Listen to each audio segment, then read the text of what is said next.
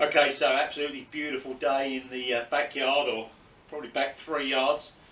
And before we start talking about putting, I want to suggest to you that there is some optimum positions that we can take at setup that are going to allow the anatomy to give us the best opportunity to hold more putts. And again, just like the chip in, we know that if we hold more putts, that score comes down and it makes us feel good as we go back to the next shot. And literally, you can hit 3 reasonably poor shots, get to the green and hold a long putt, and still a par goes down on that scorecard. So which has more influence on the direction the ball goes? Is it the club face or the club path? Well, because we're talking about putting, I thought this would be a really good exercise and see how it ties in with the anatomy. So if I have a target here and I aim the club face in that direction, but I swing along a path back to forward to the target, we can see that there is an effect on the ball. So that ball's gone about probably 50-50, so if that was 25 degrees, it's gone 12.5 degrees. So we can see the path does have an effect on where the ball goes.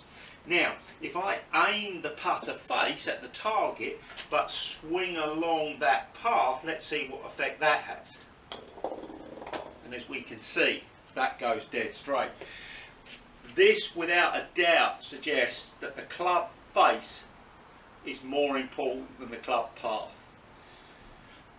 But if the club face does have an effect on where the ball goes, if we combined a club face that stayed square to the target line as that putter head went back straight, then that would optimise the approach.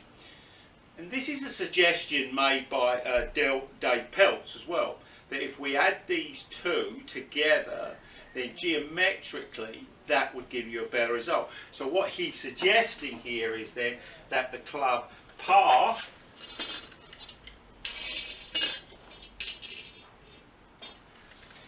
is maintained. So in other words, there's no turning in, that club path stays there and the club face stays square. And that is possible to do. The challenge is that that will mean that you will have to manipulate with your hand at exact timing, keeping that putter face square, which for me is a little bit reliant too much on us being incredibly talented. And if we're trying that hard, we can do that anyway. So there is a better way. And through the setting up of the anatomy, I'm going to show you how that can be done. So quite simply, what we want to do is naturally, without having to manipulate the club head and club face at all, have that club go back as square as possible along that line and come through as square as possible, with the club face aiming at the target for as long as possible. Tune in tomorrow and I'll tell you how.